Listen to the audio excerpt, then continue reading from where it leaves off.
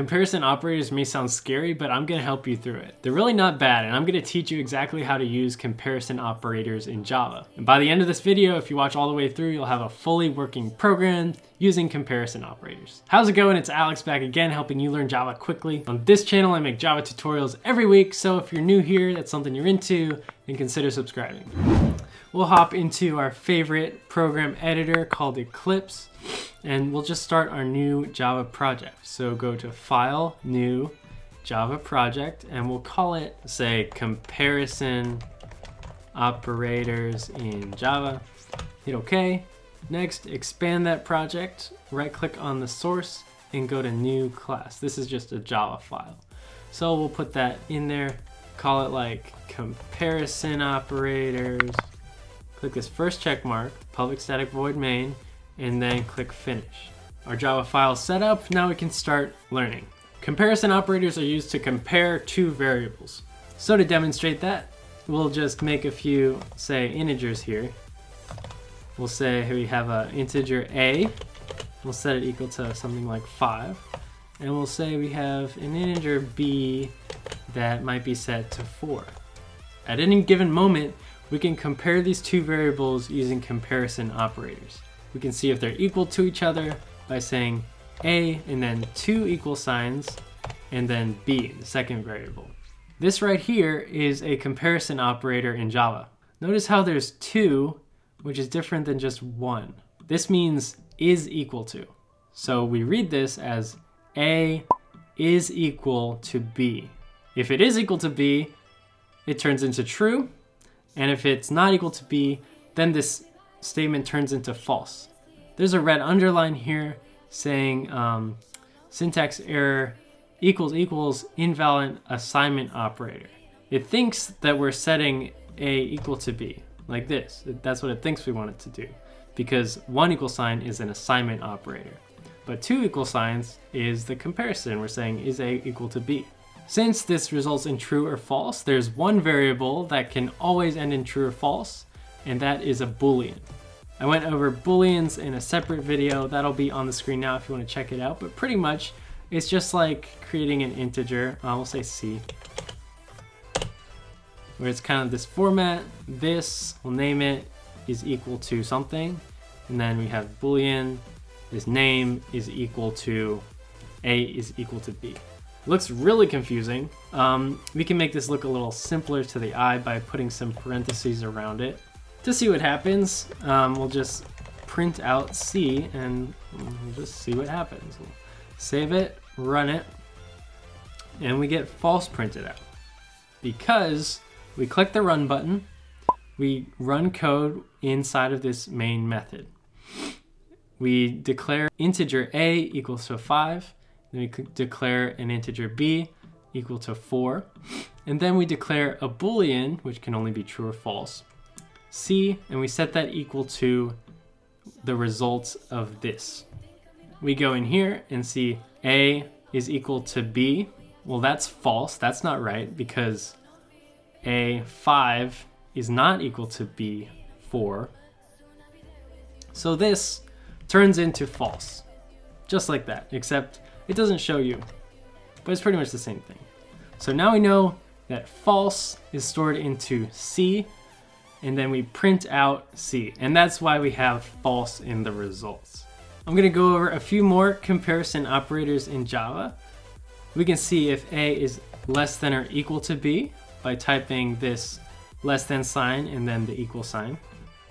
If we save that and run that, we see false, because it looks like A, which is 5, we see, is that less than B?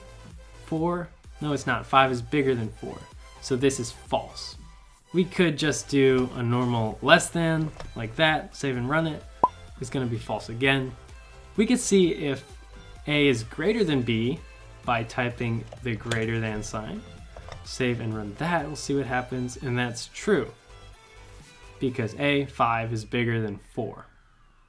So let's just keep track of all these comparison operators. I know there's a lot. The first one is equals, and that means it checks if it's equal to, is equal to, These two forward slashes are just comments that makes the code not get run. So we can pretty much just type comments or little notes to ourselves that doesn't affect the code. We said there's the less than or equal to. We have the normal less than, and then we have the greater than. And there's also the greater than or equal to. So far you just learned 5 comparison operators, and we're almost done actually. Let's go back to is equal to. We know that A isn't B because they're different numbers. And we have 5 options for comparing the two. Let's add another, it's called not equal to. Replace that first equal sign with exclamation mark, and this turns into A not equal to B.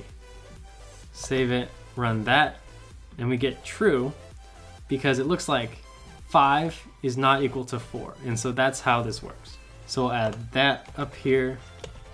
You can also compare, it's not just limited to integers, we could make a double, like double, say 2.4, and then a double 3.1, save it and run it.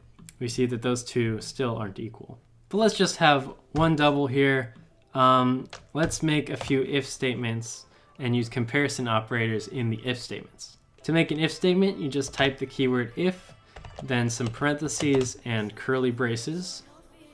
There's a red underline here because we have to put a true or false expression inside these parentheses to let it know that if what's in there is true, then we can run the code. Well, what are we gonna put in there?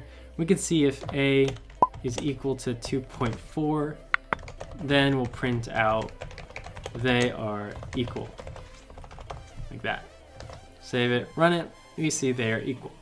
I'll just make another, and just to practice some more with you, we'll say A is greater than 7. And if that's true, then we'll say greater than 7. Save it and run it. And this doesn't get run. This results in false.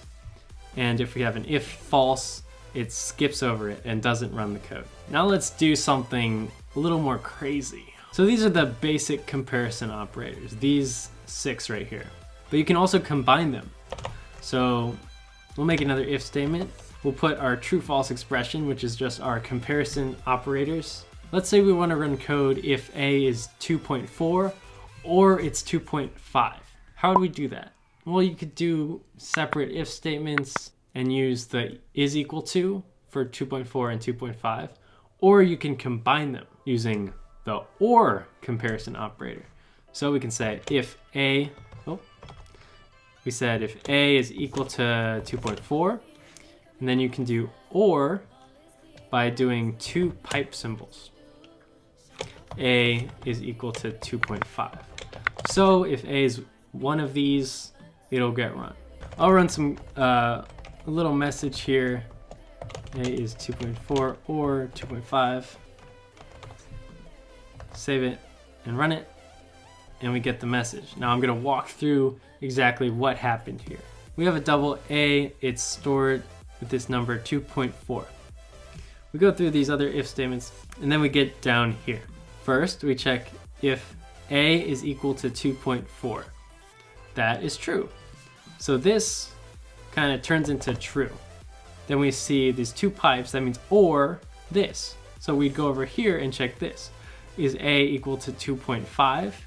No, it's not. So this would be false. When you combine the two, true or false, if one of them is true, then this gets run. And that sounds kind of confusing. But the or means if any one of these expressions is true, if this is true, or this is true, or this is true, then it passes and it goes in. And the whole thing is true. So I'll just Command Z to get back, and we'll add that to our list. 2 pipe symbols is 4. And you can add them on forever. You can see if it's 6.1, anything really. So you can keep adding them on as long as you want. Let's do one more example with comparison operators in Java. We'll make another if statement. And now what if we want to check that A is greater than 0 and less than 100. Like there's a range. You can do that with the AND operator, and it's just like OR, except, let me show you. If A is greater than or equal to 0, that's that other comparison operator we used.